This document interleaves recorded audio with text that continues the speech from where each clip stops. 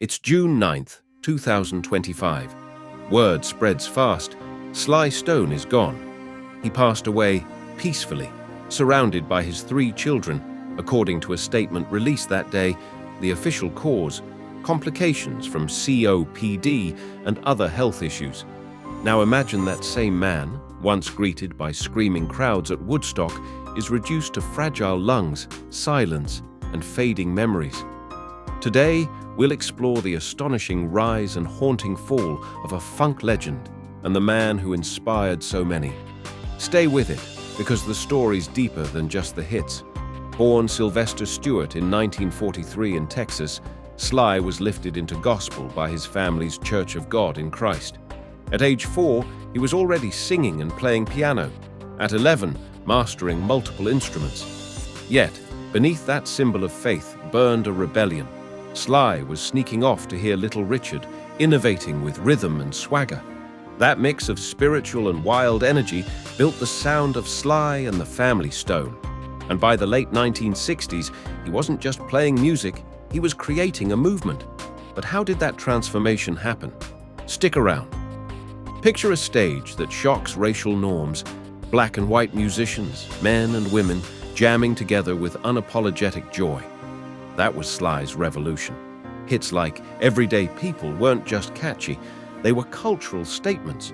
Their electrifying 1969 Woodstock performance has gone down in history as one of the most unifying moments in rock. But unity was fragile, and behind the scenes, tensions simmered. What happened next would change everything. Sly didn't just smoke weed, he built a fortress of cocaine and PCP. He stopped trusting his bandmates, started carrying guns to rehearsals, replaced his bassist with gang members. And yet, the music got even better. Albums like There's a Riot Going On didn't sound like funk anymore.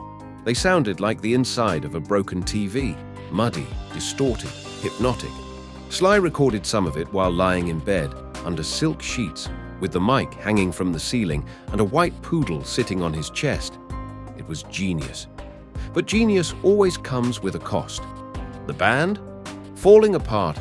Live shows. Late, or cancelled, or terrifying. The press started calling him unreliable, dangerous, even unhinged. Yet, addiction wasn't the whole story. There was love, too, and drama. Few remember. In 1974, Sly married actress Kathy Silver on stage at Madison Square Garden. Drama followed, and divorce came fast. That impulsiveness mirrored his creative highs and lows.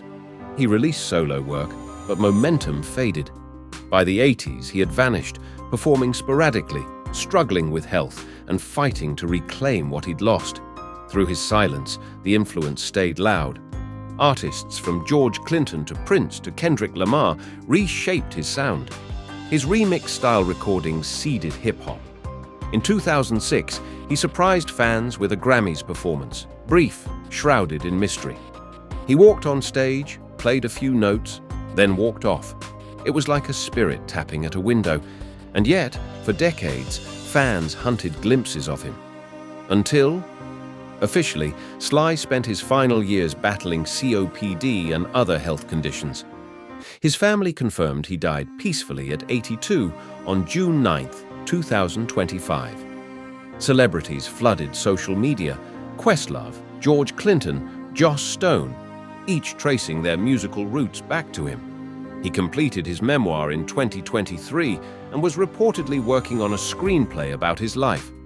But even in decline, Sly lived fast, buying homes, investing in legacy projects, reconnecting with his children, and crafting a final chapter. That chapter, it's still being written. Yes, the man is gone, but the music remains. More than hit songs, he left behind a feeling: unity, rebellion, resilience. He pioneered an era where race, gender, and sound all dropped the walls. Today, in our playlists, in every sample, in every defying riff, we hear his echo. He didn't just change music, he changed how music could feel. Urgent, spiritual, unstoppable. And though COPD claimed his body, it never claimed his spark. Because as long as funk remains, so does Sly Stone.